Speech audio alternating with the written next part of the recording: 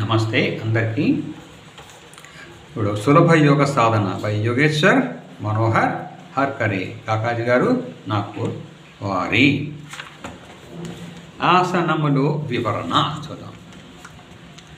ఆసనములు అనేకములని చెప్పుకొనినాము. మానవులు, జంతువుల, పశుపక్షాదుల సహజ సిద్ధమైన విభిన్న భంగిమలను బట్టి, యోగుల స్వీయానుభూతులను బట్టి ఆసనములను రూపొందింపబడినవి.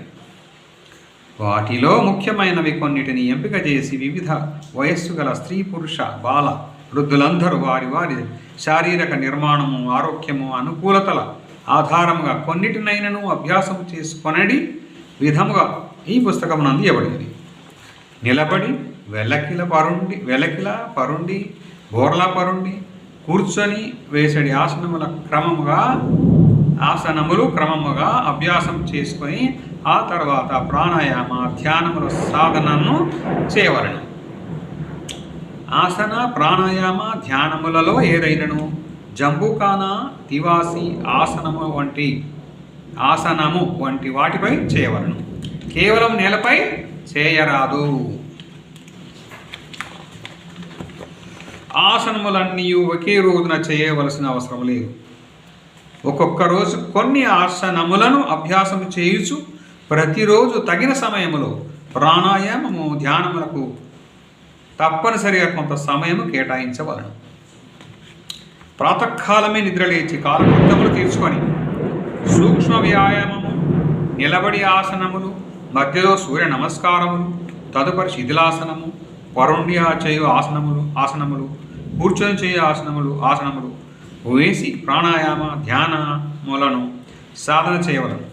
అవసరమును బట్టి ఆసనముల మధ్యలో శిథిలాసనమును వేయవలెను. ఈ వరుసలో చేసినచో ధ్యానము చేయనప్పుడు తగిన ప్రశాంతత, ఏకాగ్రత లభించును. ప్రతిరోజు ఒక అర్ధగంట అయినను ఆసన ప్రక్రియలను అభ్యాసం చేసినచో తగిన లాభం చేకూరగలదు. ఒకే పేరు గల ఆసనము వివిధ యోగ శిక్షకులు, గురువుల ద్వారా కొంచెము భిన్నముగా చేయబడవచ్చును.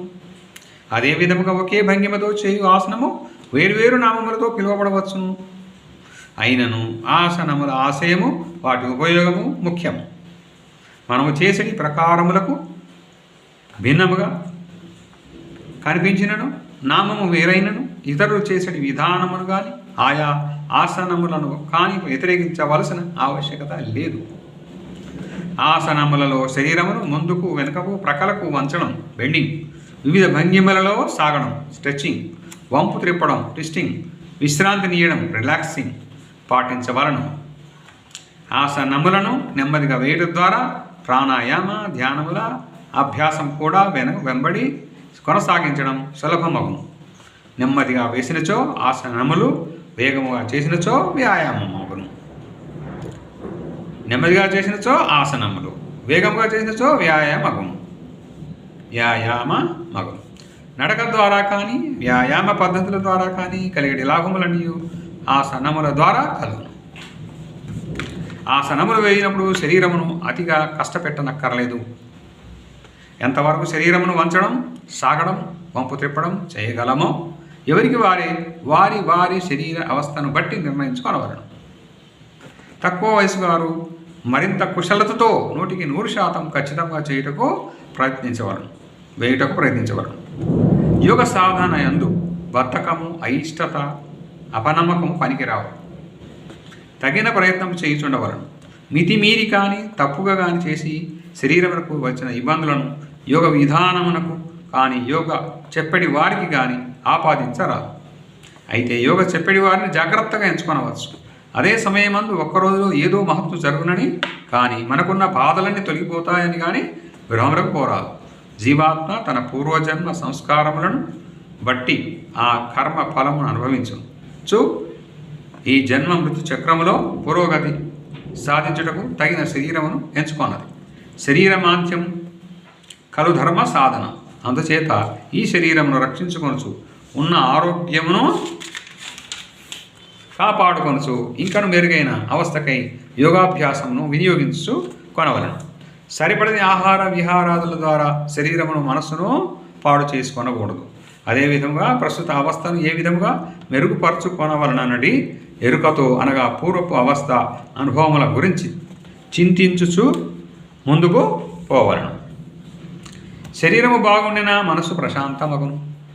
స్వస్థతతోనున్న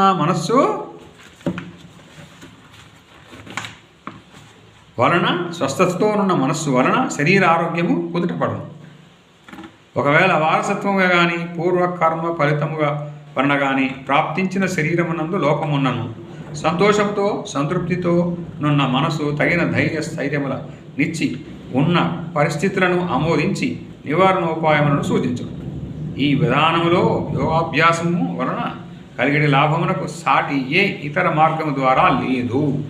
అటువంటి యోగాభ్యాసమునందు ఆసనము ముఖ్యమైన భాగమే అయినను శరీరమును కాపాడుకొనుటకు తదుపరి యోగ సాధనకు గల అనుకూలతను ఆసన ప్రక్రియలను అందించినప్పటికీ ఆసనమే అంతిమ లక్ష్యం కాదు.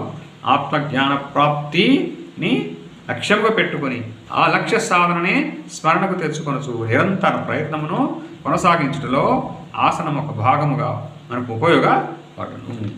ఇదండి. Thank you yours Jayaprakash, yoga instructor. Thank you yours, thank you subscribers.